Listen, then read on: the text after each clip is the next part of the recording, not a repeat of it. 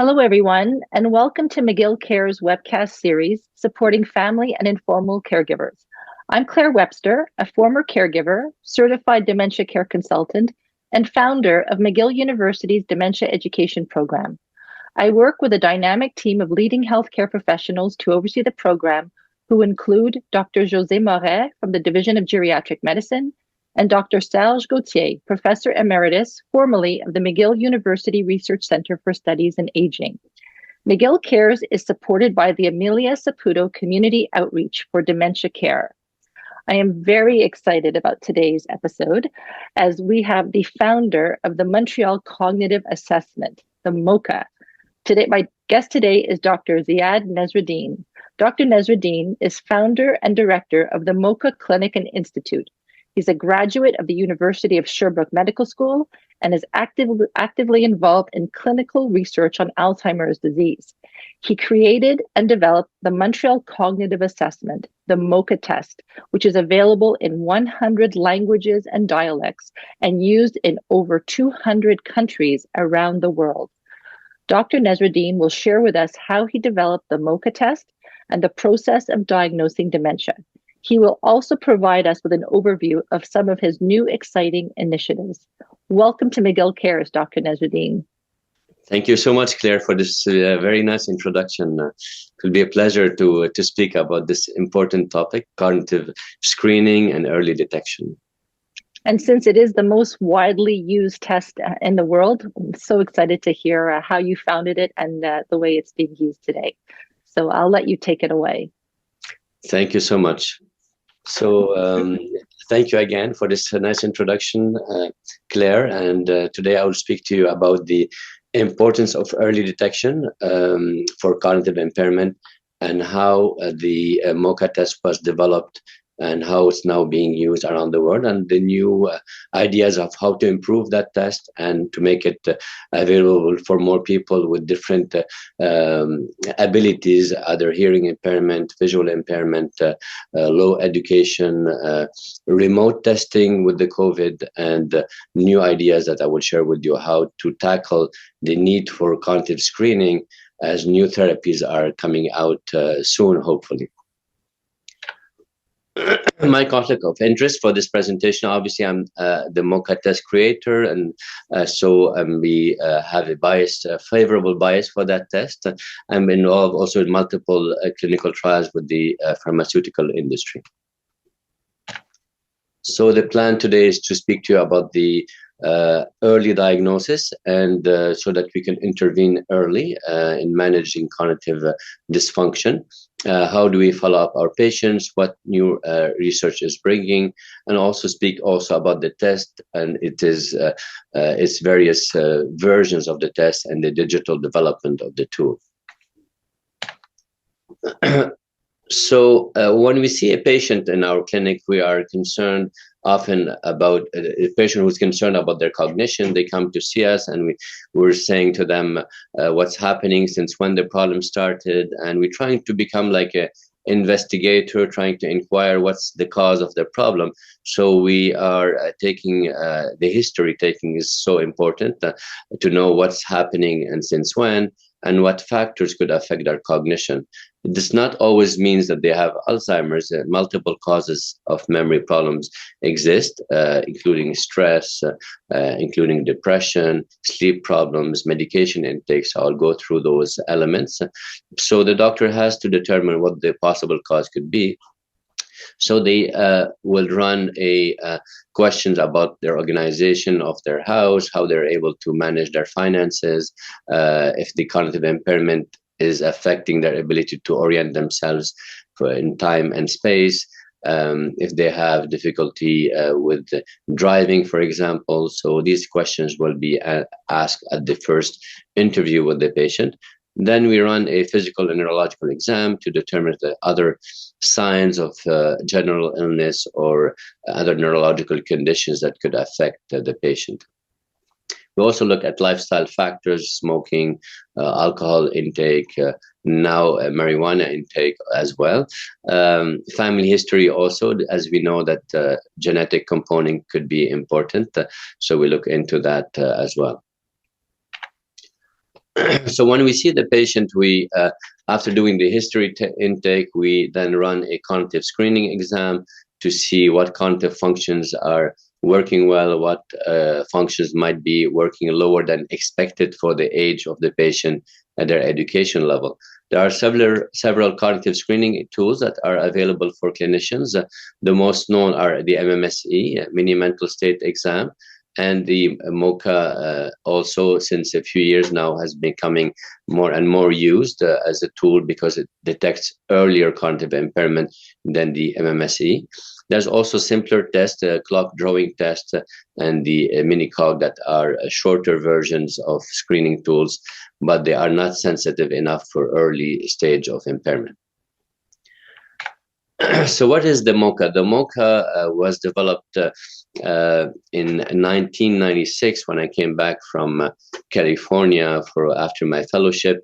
I was used to take 3 hours in my fellowship to assess patients for cognitive impairment. But when I came back to Montreal, 3 hours is too much when I'm working in a neurological clinic, like a first-line neurology clinic on the South Shore of Montreal. So we are seeing a lot of patients. And in the beginning, I said, okay, I'm going to be more efficient. I'll take an hour and a half to see each patient. And so in one day, I would see 3 patients maximum, taking time also to make my reports. So I had a waiting list that was so long, and I thought it's impossible that I could continue that way, doing an hour and a half assessment, even though this is my level, my domain of expertise. So I thought, okay, I should come up with a shorter assessment that could scan the brain for different domains of cognition that are important in early impairment. And I came up with this idea of having a short test of 10 minutes that is sensitive enough to pick up small deficits in cognition, and also to look at different domains, like I said, cognitive domains that are related to different neuroanatomical areas in the brain. So like a cognitive scan in 10 minutes. So this is how the idea started, and then the test kept being improved, and finally it was its validation. The last validation was in 2005, so it took 9 years of progressive improvements, small improvements to the test, and finally it was the validation study was published in 2005. Since then, it became the #1 recommended test for detection of early cognitive impairment. We call this MCI, which is mild cognitive impairment, and became not only useful for detecting Alzheimer, early stages of Alzheimer's, but also other neurological conditions such as Parkinson that could have cognition affected in Parkinson. Stroke patients also have cognitive impairment, so it became also recommended for those other conditions, and also general medical conditions. For example, heart failure with low output to the brain can have memory issues. Lung disease with poor oxygenation to the brain can have long cognitive impairment associated with it. And also recently with COVID, we've seen many patients having the brain fog after the long COVID syndrome, and the MoCA has been used extensively to detect those subtle cognitive deficits, and etc. So now it's being used in 200 countries and 100 languages and dialects, validated in most of those languages. And the test is very well accepted by the scientific community, citing the test in more than 18,000 scientific studies since 2005. The test is available in multiple languages, like I mentioned, in different versions that are the standard test, the 7.1 and 8.1, which is a version that includes a subscore for memory called memory index score. And we have a version called basic, which is for patients with low education levels, and a version for patients with visual impairment and hearing impairment, and versions that can be administered over the phone, and more recently versions that we can administer over a video conference. And we have the electronic version, which is administered on iPad or tablets, Android tablets, that could help even more clinicians or raters to give the proper instructions to the patients. So this way there would be less variability when we administer the test. On the paper version, we have to remember all the 4 pages of instructions of how to administer the paper test to the patient. But the electronic version helps you each step of the way to tell you what instruction you should give to the patient. This way, there'll be less variability in the score of the patient.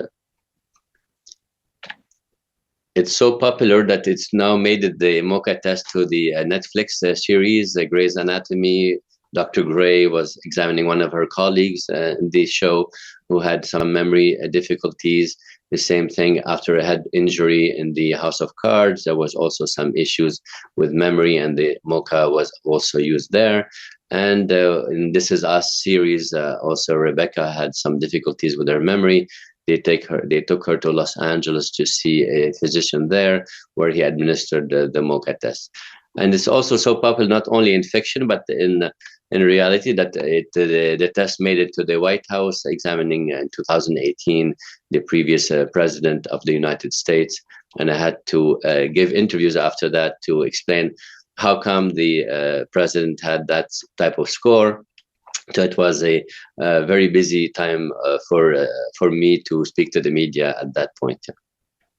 So when we come back to our patient, so the patient Teresa, who came to complain about her short-term memory loss.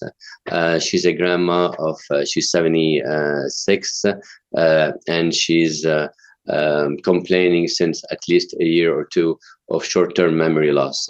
Her score on the MMSE was 30 out of 30, which is considered normal.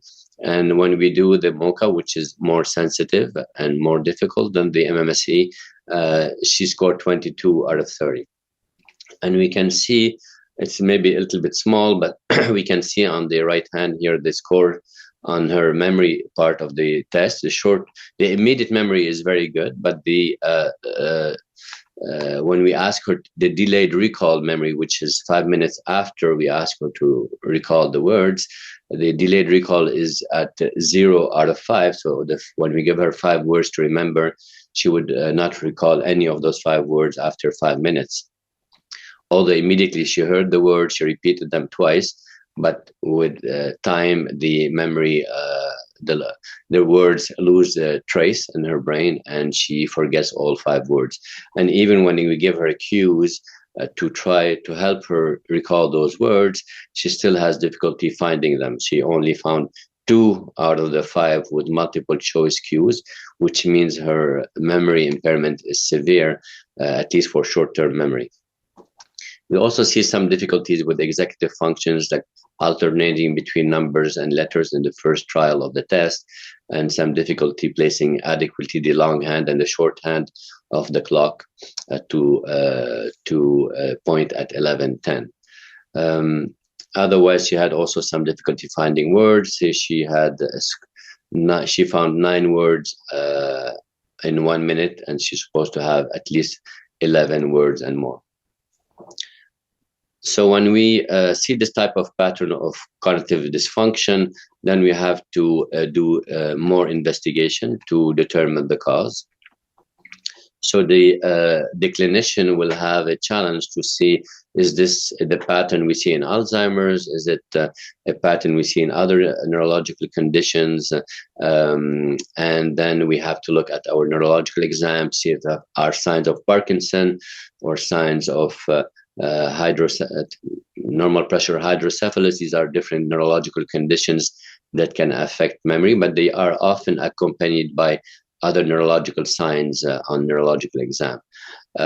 We can have also strokes that can affect cognition. So we sometimes look at the neurological exam, see if there are any signs of stroke with an arm that is weaker on one side, or a drooped smile on one side more than the other.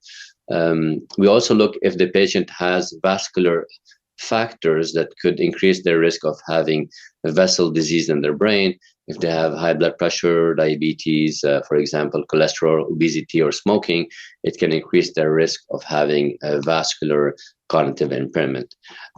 Sometimes we can have other conditions like heart and lung disease or renal failure that could affect cognition, thyroid problems, B12 deficiencies, increased calcium levels, and low hemoglobin levels like anemia can sometimes affect cognition.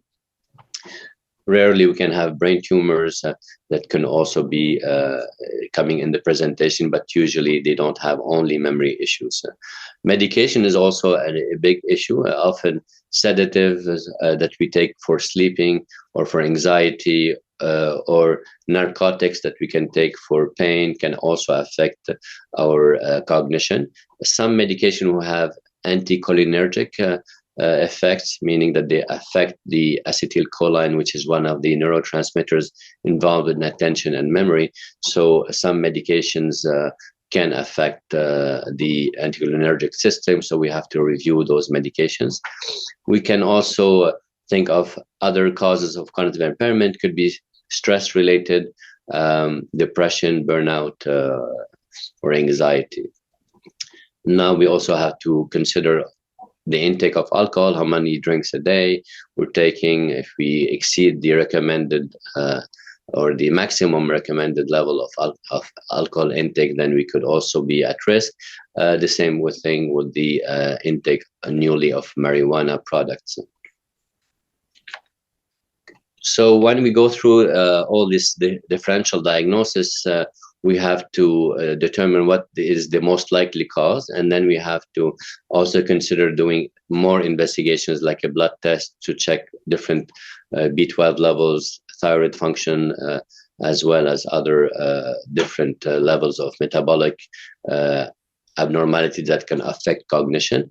Then we can also decide to do imaging for the brain, and sometimes, rarely, we do what we call the lumbar puncture to determine if there are other more rare causes of cognitive impairment. So the imaging, usually we use a CT scan or an MRI scan. The MRI has the advantage of picking up more subtle damage to the small vessel disease that we can sometimes miss on a regular CT scan. And it can help us determine if the small vessel disease is significant, then it can affect cognition. These are the white matter changes in the brain that also can affect cognition if they are significant in their quantity. We have now more advanced scans that are called amyloid scans, amyloid PET scans with the positron emission tomography. And we have also a tau PET scan, but their tau PET scan is mostly used in research right now. And these scans can pick up biomarkers that are very closely related to Alzheimer, and it can help us have a more precise diagnosis. But the problem with the amyloid PET scans is the accessibility is very limited, so it's not always easy to obtain those scans, and they're very expensive. The one that is more accessible is the FDG PET scan, which is the glucose injection of glucose, and then we look at the brain uptake of the glucose. Usually all neurons in the brain take uptake the glucose and capture it. And with Alzheimer patients, certain areas are degenerating, so there's less uptake in those areas for the glucose. So it helps us indirectly detect a pattern that looks like an Alzheimer pattern. So when we receive all those results, we will analyze, the file and say, okay, which is the most likely cause of the cognitive impairment, looking at imaging, blood tests, and cognitive testing. So, and then we meet again with the patient, and then we discuss the most likely diagnosis after explaining the results of cognitive testing, imaging testing, and neurological exam to determine what the most likely cause could be. For Teresa, the most likely cause was Alzheimer's disease, because of the typical pattern on cognitive screening exam that we did earlier for her, and the findings on amyloid, not amyloid, we had the FDG PET for her that had the pattern for Alzheimer's. She was relatively autonomous. She was still able to do all her chores on her own. So she was not in what we call the dementia stage of Alzheimer's. She was in the MCI stage, which is a stage where the person has cognitive impairment but is able to take care of themselves on their own without the help of others around them. When we look at this slide, it's a very famous slide showing the different proteins involved in Alzheimer pathology. And one of the most important ones is called amyloid. And the amyloid protein often starts depositing in the brain 15 to 20 years before the onset of memory symptoms. And then when the memory symptoms start, are other proteins called tau that start to accumulate as well in the brain. So if we are able to detect those proteins early on, where eventually we'll be able to address or treat those abnormal accumulations of proteins and maybe slow down cognitive decline and loss of autonomy. Here I put on the slide also where the MoCA could be administered. Usually it's administered when the symptoms start, like when memory issues are starting. And it's because it's more sensitive than the MMSE, is able to pick up subtle cognitive impairment early on, and the MMSE will pick it up more at a later stage where we could miss the early stages of the disease. So what's the use of picking it up early? I mean, in terms of treatment, right now, the current treatments that are approved in Canada are the donepezil, rivastigmine, galantamine, and memantine. These are medications that have been there for almost 25 years, which are acting on neurotransmitters. They're not acting on the pathology itself, on the protein deposition or neurodegeneration. So they have very limited ability to slow down disease progression. They only act on the symptoms of the patient. So their effect is limited in time and in magnitude. Lots of research is happening to try to tackle the underlying pathology, which is believed to be amyloid and tau. And some studies have shown some signals with the aducanumab that was partially positive and approved now in the US, but conditional to doing more studies because the studies were not, one was positive, one was negative. We have other medications that are potential candidates with the Eli Lilly donanemab, and we have Eisai lecanemab, who've shown positive results that were announced recently, and they will be submitting for FDA approval shortly. So there is hope. Although the gantenerumab was also shown to be to have failed, unfortunately, recently with their phase 3 trial. We have other medications, semaglutide, which acts more on glucose metabolism in the brain, and other studies are coming up. So there's a hope for the future where we will have eventually a treatment that will alter the course of that disease. And then it will make even more sense to try to pick it up even earlier and to be able to prevent the cognitive decline and loss of autonomy. So when we see those patients as a general practitioner, we can either follow them on our own or refer them to specialists, and specialists usually see the more complex cases, more early onset, and also see them if it's required to have a diagnostic confirmation. And also if we want to access more advanced biomarkers such as amyloid in the brain, or we can also have analysis of the cerebrospinal fluid with a lumbar puncture that can also detect some of those biomarkers, and if the patients and families are interested to participate in clinical trials. What does the future hold? So this is a nice view of what we can do in the future. So we're hoping to detect earlier cognitive impairment by video games and different digital tools that can detect cognitive impairment early, even driving tests, virtual driving tests that we could do in the future to determine how safe it is to drive, even if you have some mild impairment in cognition. And at MoCA here, we are developing digital solutions, like I mentioned before, the digital app that is now available on tablet. We call this the MoCA Duo because we have also a MoCA Solo. The Duo will be a face-to-face assessment with a rater, and the Solo will be in the future coming up, hopefully to help self-assess. Let's say in the doctor's office who doesn't have time to assess your cognition, he can sit you in a separate office and you sit in front of the computer, and the machine will give you all the questions to answer.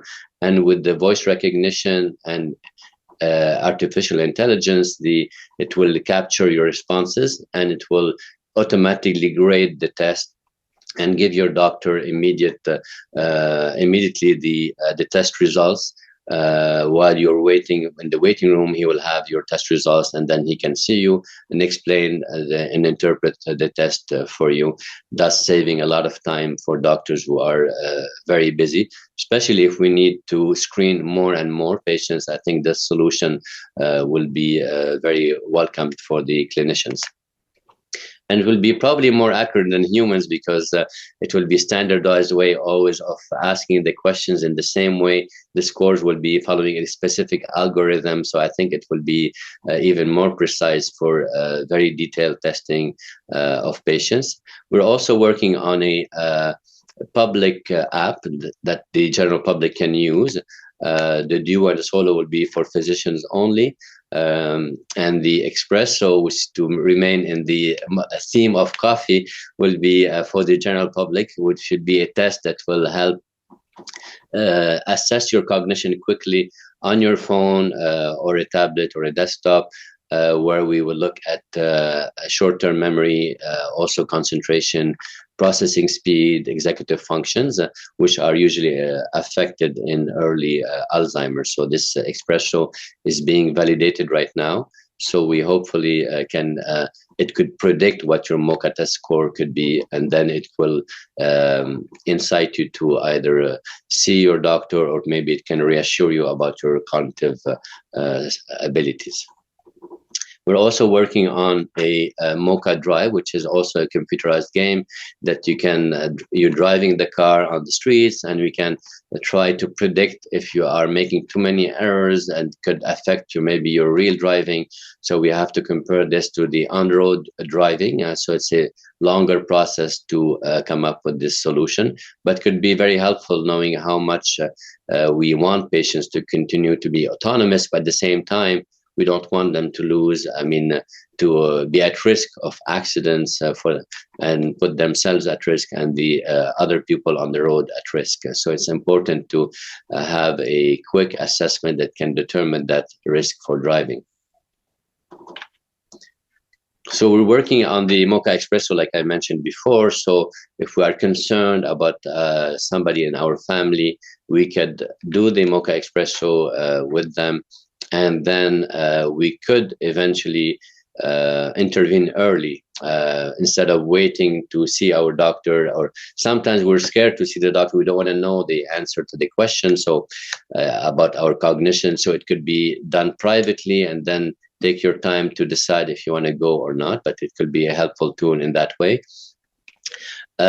There's a misconception that cognition or cognitive impairment, there's nothing to do about it. So there's a study by the Lancet saying that 40% of cognitive issues could be preventable. So I think it's worth it to to detect cognitive impairment or issues and then intervene, because it could be intervention on your blood pressure, your sugar levels, your medication you're taking. If you have deafness, also it can affect your cognition. So there's a lot of different factors that can be prevented, and it can prevent you from losing more cognition, or maybe correct it if it's possible. It's not always related to Alzheimer conditions. And even Alzheimer can be slowed down, we believe, if we control, for example, vascular risk factors. If you control your diabetes, your blood pressure, it can slow down the progression of Alzheimer's disease. So we are trying to think of a model where we could think from the start of cognitive issues what to do. So this is a future proposal for the future patient journey, where the patient would be concerned, or their family is concerned about cognition. Then they would be doing, for example, at home, a MoCA Expresso on their phone. And if they're concerned, they can go and see their doctor or nurse practitioner or physician assistant, where they will evaluate the patient. They can do a solo exam if they're not if they are very busy. It can be done in the office, or they can eventually, the doctor could prescribe the MoCA test, which could be done at the same time as doing the blood test at the lab or at the pharmacy. So the doctor would not have to take 10 to 15 minutes to do the MoCA test. So they will prescribe it, and it could be done even by video conference. This is a new idea, that we could use the video conference versions of the MoCA test to be done by a certified rater from our MoCA center, and they could administer the MoCA by video conference at the comfort of the patients at home for the patients, so they don't have to go to another place to do the test. And it will be eventually sent to the doctor, the results. And then the doctor would have ordered maybe a blood test, and he will receive the blood test results, the MoCA test results. He would call the patient or see the patient again to discuss those results. So if we want to free up the doctors from having to do all the cognitive screening, especially if there are new treatments coming up, the demand for testing would increase dramatically. So we need some kind of a solution that will help physicians deal with the increased demand. If there's shortage of nurses, shortage of doctors, so we can have a system where we could prescribe the cognitive testing plus prescribe other exams, it will become easier for physicians to see more patients. If they can see more patients, they intervene more frequently, and they treat more people. So it will help more early detection and early treatment, maybe involved in research more quickly instead of delaying it, and then there's less intervention in the future. There's lots of studies that have shown early detection can make a difference. So we believe that for sure. I mean, also studies showing if you are taken care of early on, we help you manage your medication, you are less likely to be hospitalized for forgetting to take your medication, for example. You'll be more longer time at home and less time in the nursing home. So it will improve the quality of life of our patients, and also reduce significantly the cost for the healthcare system. So in conclusion, the future could be improved. We are seeing already signs of hope, because of the clinical trials are starting to show positivity. So we are on the right track. There still needs a lot to be improved in cognitive screening, in better biomarkers, in better understanding the pathology of Alzheimer's, and also to have a more sophisticated treatment that can target different biomarkers, not only the amyloid. Now there's a tau, there's different mechanism, but all of it obviously will be important.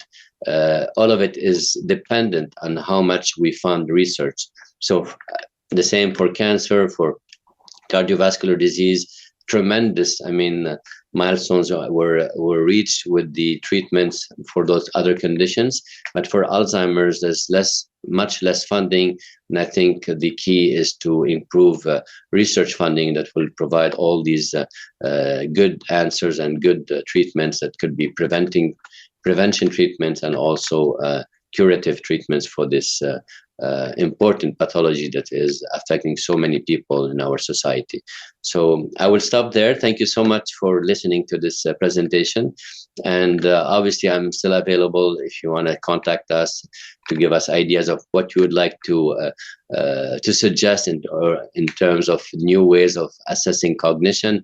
You can also reach us if you want to be part of our clinical trials to bring out new tools to assess cognition.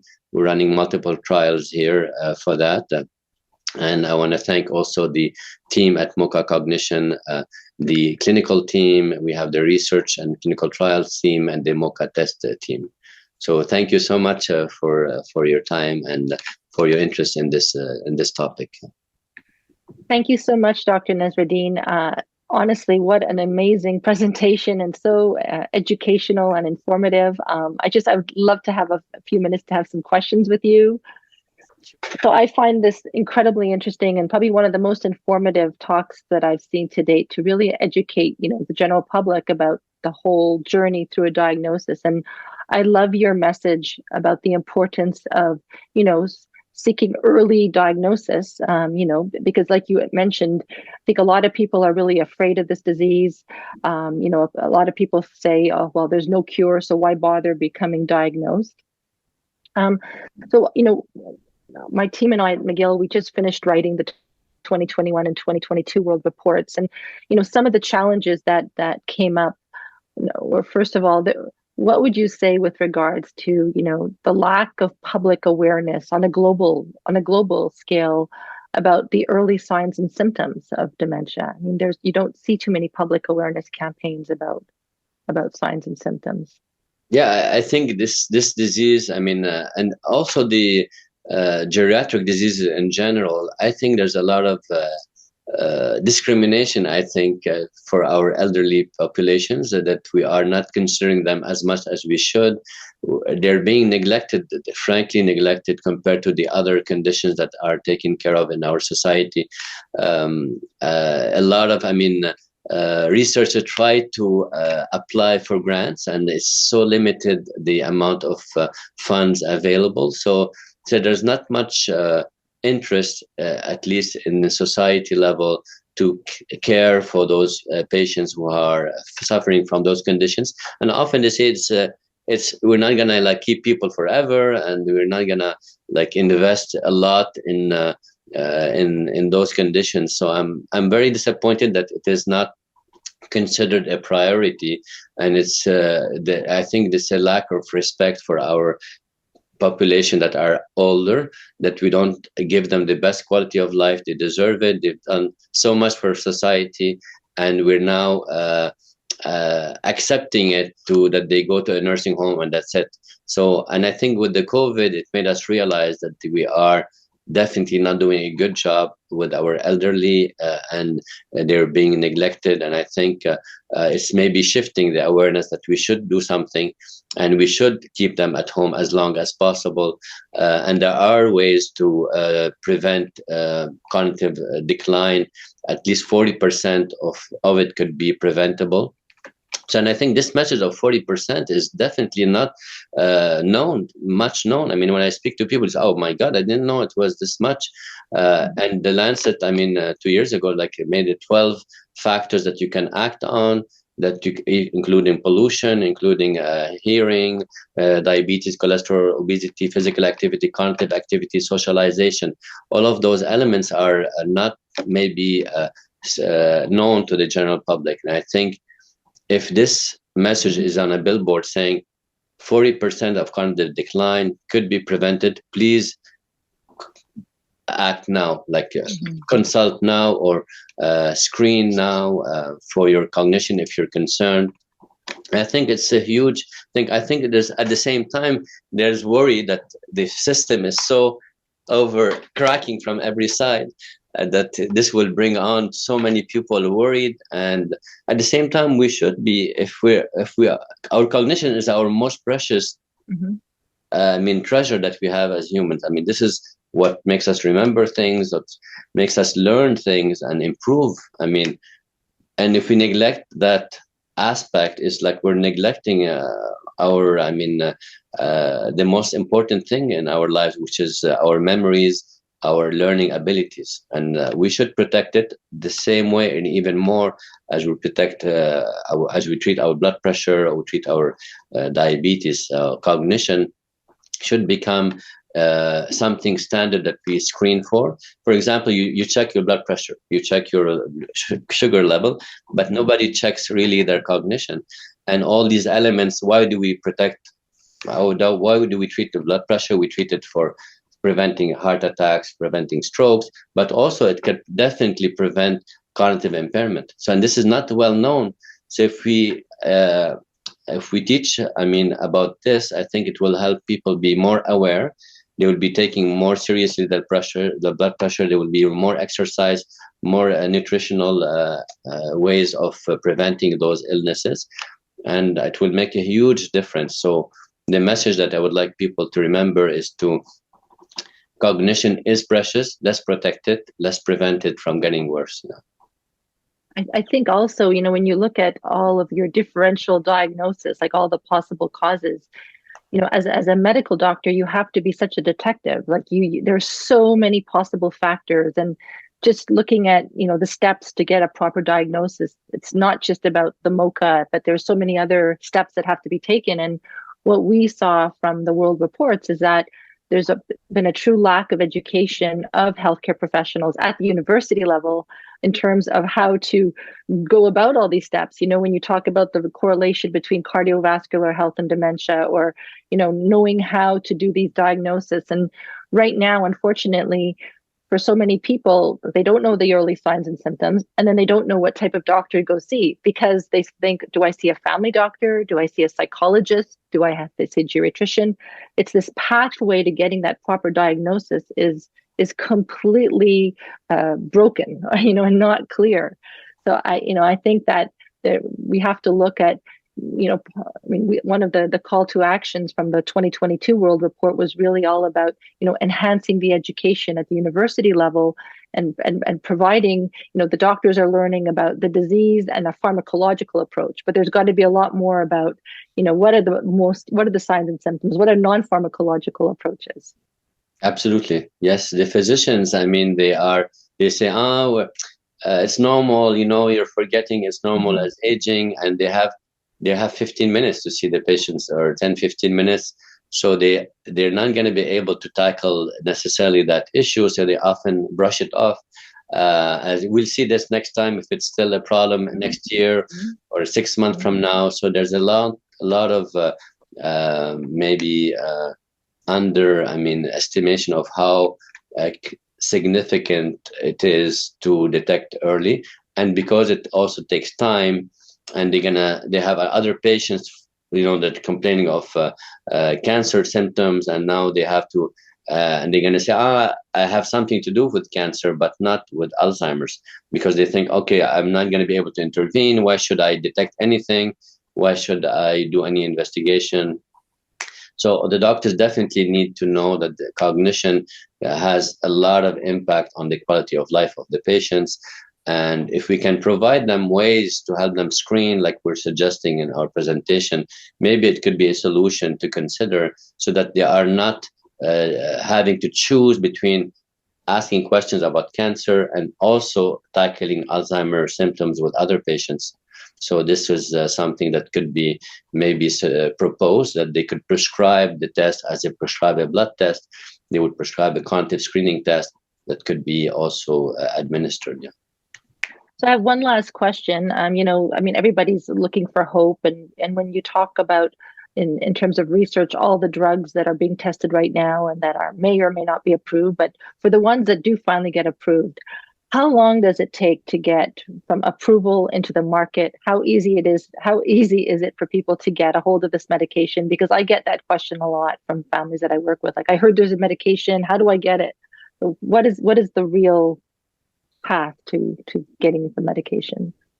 Yeah, usually, obviously, the clinical trials have to be positive and publish in the peer-reviewed journals that have determined that the publication is sound and the study was well done, and then it's brought to the authorities who approve medications. In Canada, Health Canada will be involved, and also in the US, the FDA. So they usually look at the results and determine if it's solid, the results, if the impact is significant, then they would say, okay, the side effects profile looks good, the cognitive benefits look good, the slowing of decline looks good, and then they would approve it. For example, if they approve, for example, in January, a medication, usually it would take, then the provinces have to also approve the reimbursement. So then even if it's approved, then you have to approve, insurance companies have to accept also to reimburse it, or Medicare if it's in Canada, and each province decides on their own what they would approve or not. So some medications in the past used to be approved only in Quebec, for example, and not in British Columbia. Like the Aricept was taking time to be approved in the past, depending on the province, and they have different approval criteria. So some of them, they need a specific score, on cognitive screening. Some of them, they have to exclude other causes. They say they have a vascular damage and Alzheimer. They might not be included in the treatment because they don't fit the profile. Mm-hmm. So usually they take the clinical trial inclusion criteria, and then they say this is the type of patients that improved with the medication. Then we're gonna approve the treatment cost based on those criteria, and then it could take actually a few months. I think within a year of the approval, it could be available to be prescribed by physicians. But it's a long process. It's not, it takes time.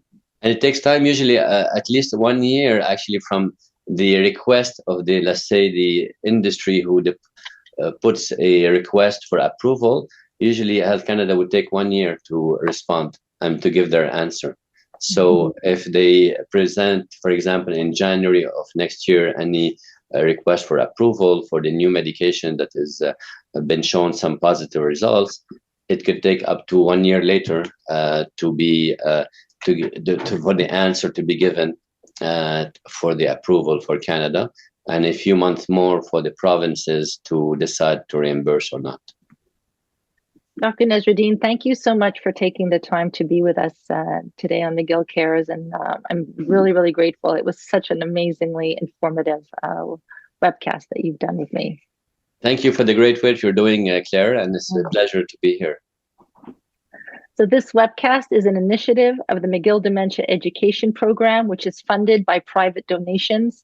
If you would like to make a contribution to our program, or for more information about all of our resources, please visit us at mcgill.ca/dementia.